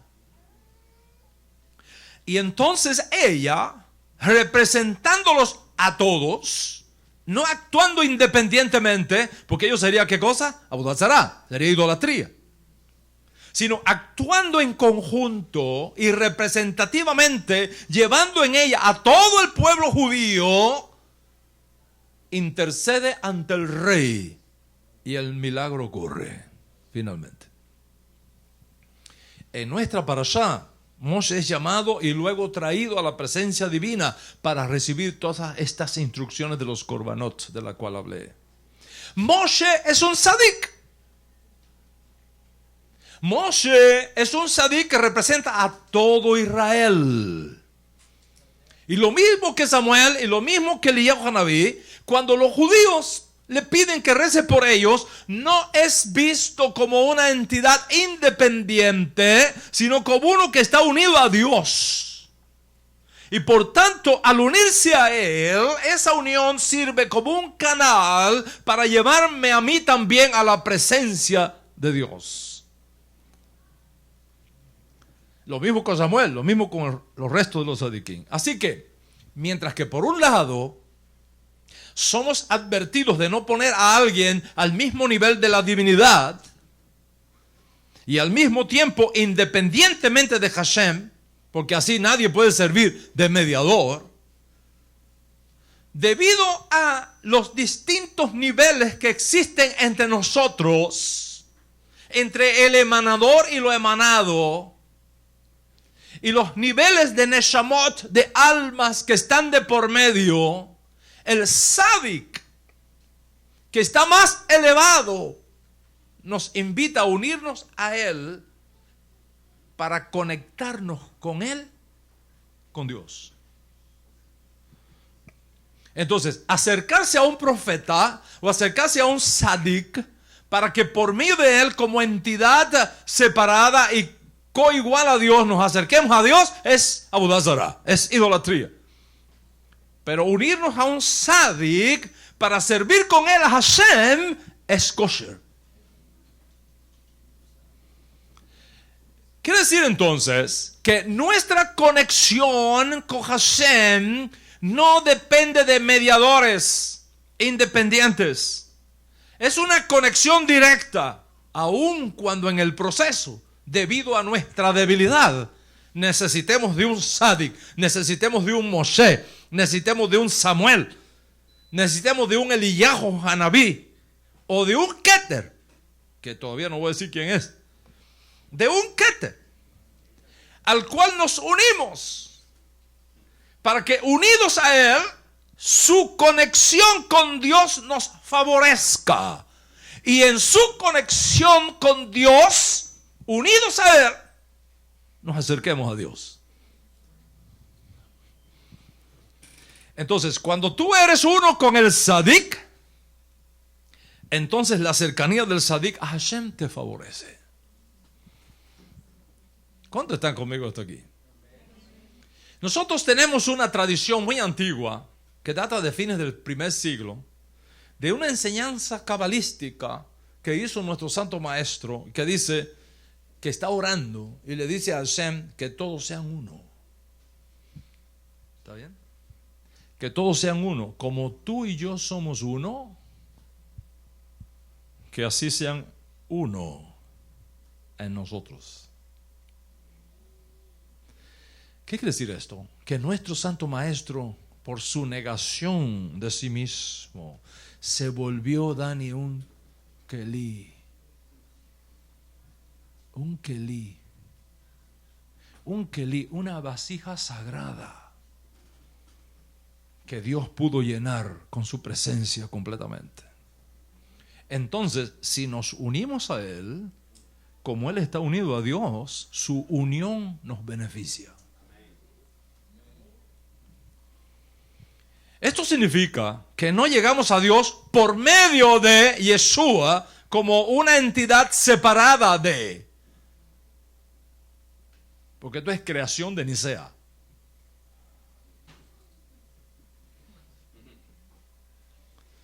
No llegamos a Dios por medio de Yeshua, sino que como Yeshua, nuestro Ribi, está unido a Hashem, al ligar nuestra alma con la suya, participamos de esa unión con Él y con Hashem que Él ha logrado previamente. Y esa es nuestra ventaja. Piensa ahora en estas palabras: yo soy la vid, ustedes son las ramas. El que permanece en mí y yo en él va a llevar mucho fruto, porque lo que yo lo hablo no es mío, es de Hashem con quien yo estoy unido. ¿Entiendes? ¿Entiendes el secreto que hay aquí? Entonces, debido a su unión con Hashem, que fue tan extraordinaria, que no le vino del cielo, porque si no, no tiene gracia, que lo tuvo que aprender a fuerza de golpe, a fuerza de dolor, a fuerza de sufrimiento. Dice, por lo que padeció, aprendió la obediencia. Hasta el punto de decir, mi comida no es trigo ni cebada. Mi comida es que haga la voluntad del que me envió. Al punto de decir, no soy yo, es Él en mí. Al punto de decir, el que me ve a mí, lo ve a Él. Porque yo estoy pegado con Él. Pero no pegado por naturaleza, pegado porque se lo ganó, por obediencia. Entonces, si yo me uno con Él, yo participo directamente de una porción de ese nivel de conexión que Él logró. Me beneficio de eso. Ayer, mientras estaba a 38,000 pies de altura, estaba estudiando, el avión tenía wifi,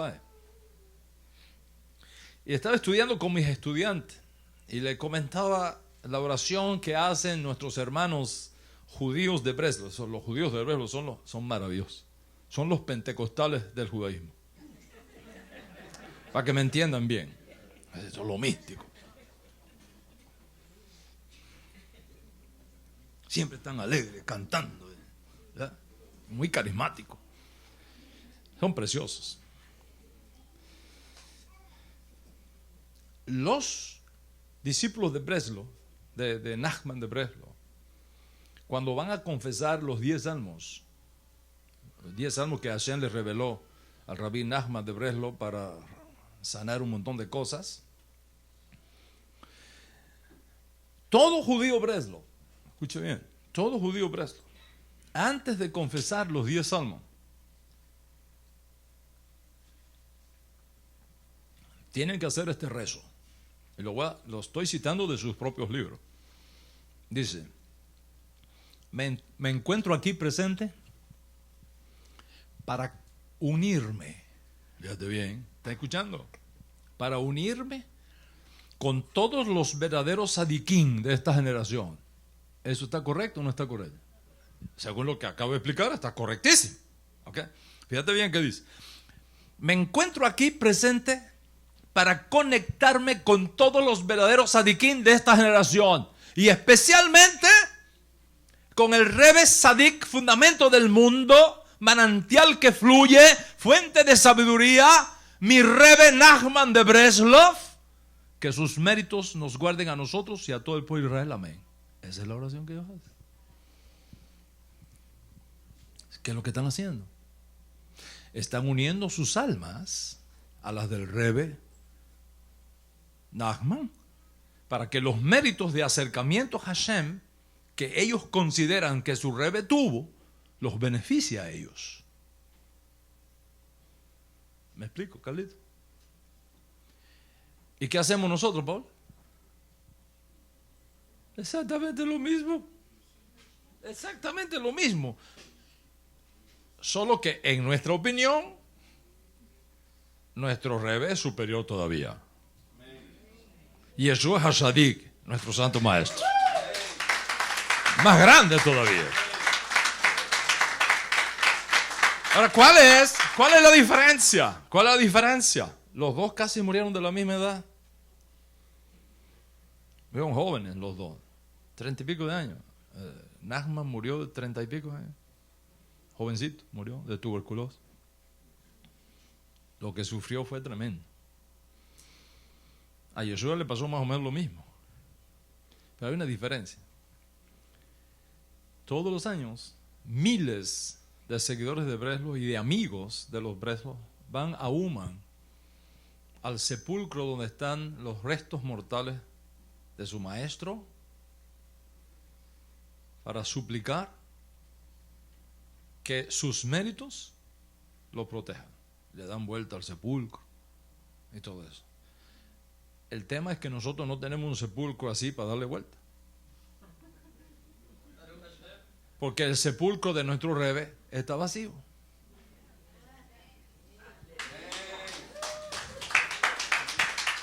Esa es la diferencia. En otras palabras, Dios Todopoderoso resucitó a Yeshua.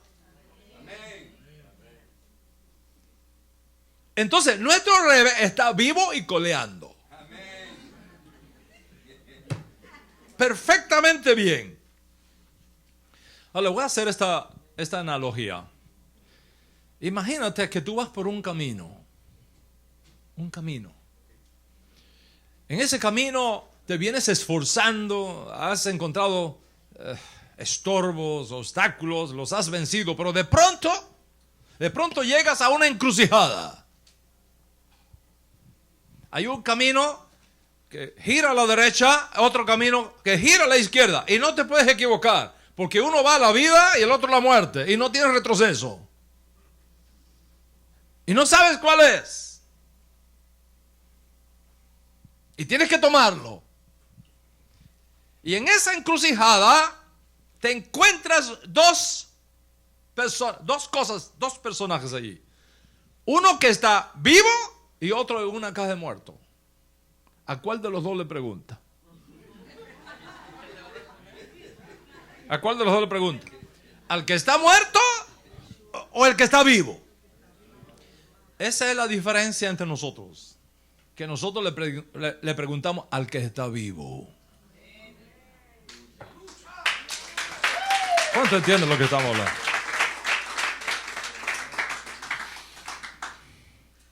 Por supuesto, yo sé la respuesta que ellos me van a dar.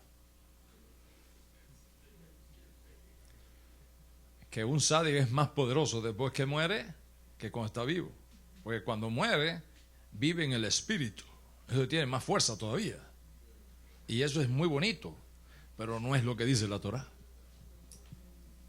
La Torá que yo leo en hebreo, en griego y en las traducciones me dice otra cosa.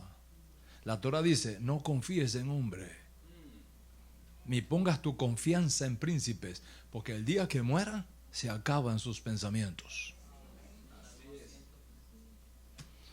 Se acaban sus pensamientos. Si la Torá me dice eso, ¿cómo yo voy a ir a uno que ha muerto, cuyos pensamientos ya terminaron, a pedirle que haga algo por mí? No puedo. Si Yeshua no hubiese sido resucitado, tampoco. La única diferencia es que Hashem lo levantó de los muertos. Esa es la diferencia.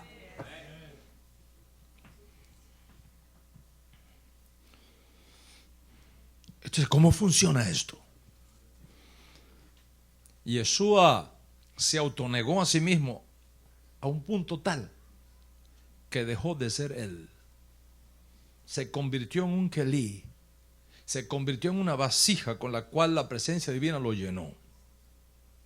Y cuando yo uno mi alma a la suya, recibo parte de ese logro. Y entonces sus méritos me benefician. Y unido a él, como él está unido a Hashem, yo participo de una medida de esa unión. Entonces, visto así, Yeshua es un mediador que une, no un mediador que separa. Y entonces se convierte en justamente aquello que mi alma, que es mucho más débil, necesita. Y que necesita desesperadamente. Y según el orden nuevo que aparece en Vayikra, un intermediario, un ser diferente a Hashem, llama a Moshe, Vayikra el Moshe. Vaidaber Adonai, Elaf Meoel Meod Lemor. Y llamó a Moshe, y Hashem le habló desde la tienda de reunión. ¿Quién llamó a Moshe para que viniera ante el Eterno a fin de escuchar lo que el Eterno tenía que decirle? Fue un mensajero llamado a la presencia de Dios. En otras palabras, un malach, un ángel llamado presencia, llamó a Moshe, lo llevó ante Hashem, y entonces Hashem le habló a Moshe. En este encuentro particular, Moshe no fue directamente ante Hashem, porque la nube de gloria llenó el tabernáculo. Necesitó un intermediario que le permitiera entrar en esa nube. Ahora, si esto sucedió con Moshe y logró conectarse con Hashem, imagínate cómo será la unión de Mashiach con Hashem cuando nuestros libros y los libros judíos, el Talmud, la Mishnah, los Midrashim, todos están de acuerdo que Mashiach es superior a Moshe, es superior a David, es superior a los ángeles ministeriales. ¿Te imaginas? En otras palabras, Yeshua se elevó por encima de los niveles de acercamiento a Dios que logró Moshe Rabeno. Por encima de eso. Yeshua se elevó más arriba de los ángeles ministradores que día a día están delante del trono sublime diciendo Kadosh, Kadosh, Kadosh. Yeshua subió por encima.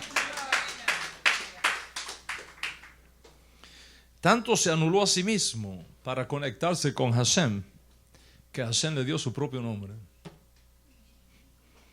Para que en el nombre de Yeshua se doble toda rodilla y toda lengua confiese que hay un solo Dios, el Dios de Israel.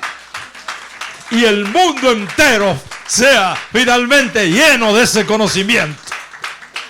Eternamente y para siempre. Y no contento con eso, Hashem lo elevó más todavía. Lo elevó más todavía. Y cumplió en él lo que los profetas antiguos dijeron. Dice Adonai a mi Adoní, siéntate a mi diestra hasta que ponga a todos tus enemigos debajo de tus pies. ¡Aleluya! ¡Ah! Y es por eso que dicen nuestros libros, acerquémonos confiadamente. Acerquémonos confiadamente.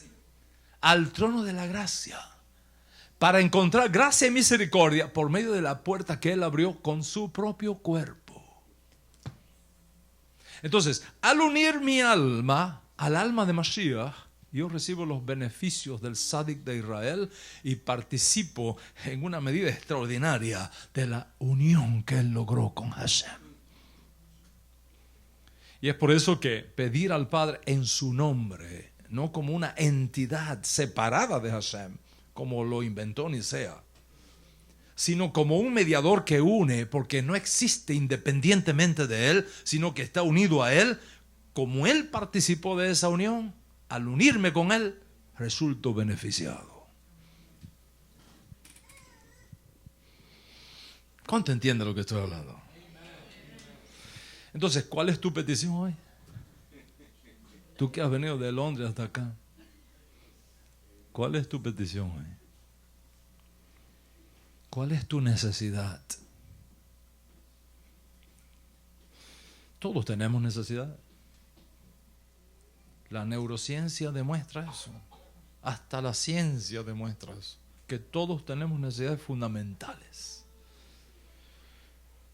Tú tienes necesidad de respirar. Procura no respirar a ver qué te pasa. Todos tenemos necesidad de respirar. Todos tenemos necesidad de beber agua. Todos tenemos necesidad de alimentarnos. Son las necesidades básicas. Sin eso no podemos vivir. Todos necesitamos mantener el pH de la sangre. Porque un punto nada más que cambie el nivel de pH en tu sangre te da un infarto.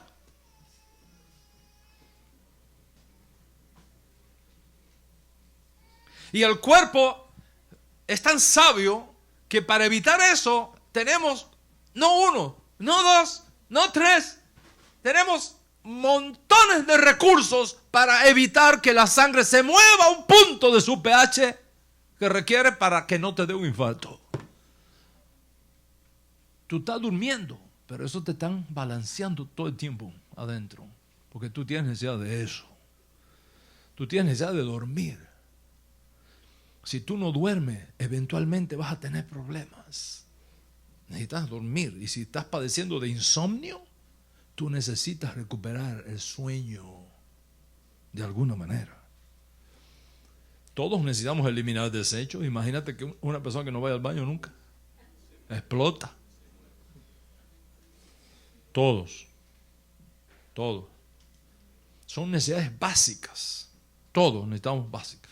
Necesidad de seguridad física, de seguridad de empleo. Dios sabe que tú necesitas ingresos, que tú necesitas recursos. Tú necesitas, todos necesitamos autoestima, gente que nos ame y que nosotros podamos amar. Todos necesitamos autorrealización en nuestras vidas. Todos. Pero yo estoy hablando de una necesidad muy particular, de algo muy personal, más único tuyo que el resto. Y la buena noticia que en base a todo lo que hemos escuchado y aprendido hoy de esta parashá, esa necesidad tuya particular la puedes traer delante de Hashem. Y al unir nuestra alma con el alma del Tzadik de Israel, nuestro Santo Maestro, Yeshua Mashiach, por esos méritos que Él logró, al unirse a Hashem, tú puedes ser beneficiado y hoy puedes ser bendecido.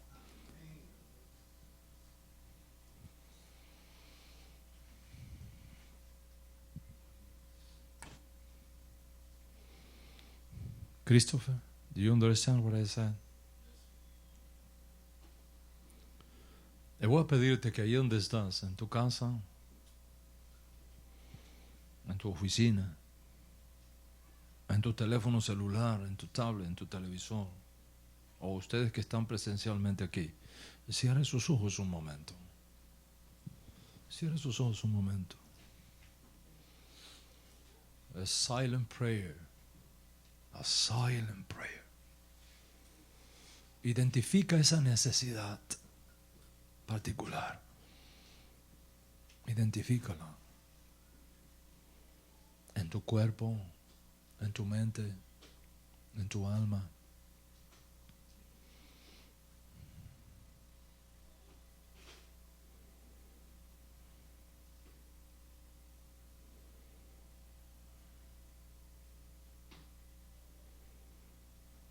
Y tú puedas decir en la profundidad de tu neshama,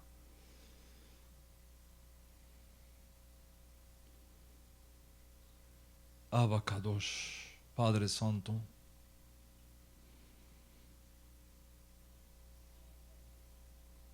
¿con qué me voy a presentar delante de ti? ¿Con qué méritos podré entrar por las puertas que llevan a tu trono de gloria? No tengo méritos, no tengo justicia propia. Todas mis justicias son delante de ti trapos de inmundicia. Y aquí que yo ligo ahora mi alma al alma de tu justo Mesías Yeshua, para que unida mi alma con la suya, como Él está unido a ti, Padre, yo me beneficie de esa unión y me seas propicio.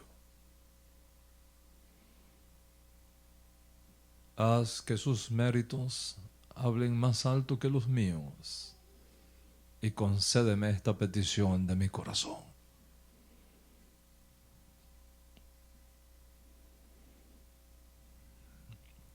Presenta tu petición ahí en tu alma. Preséntala. Echad Eloheinu Baruch Adonenu Baruch Shemo. ¿Quieres cantarlo después de mí? Echad Eloheinu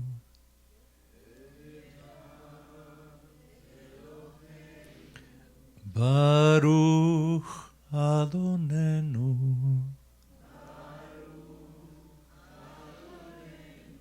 Baruch Shemo Kadosh Eloheinu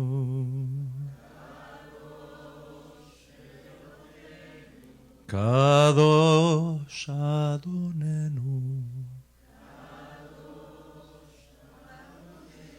Kadosh Shemo.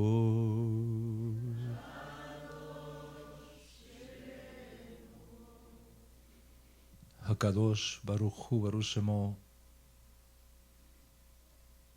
Por los méritos del Sadik de Israel, nuestro Rabbi Yeshua, el mediador que une y no separa, te conceda hoy el deseo de tu corazón y te conceda el Shabbat más extraordinario y más bendecido de toda tu vida. Amén y amén.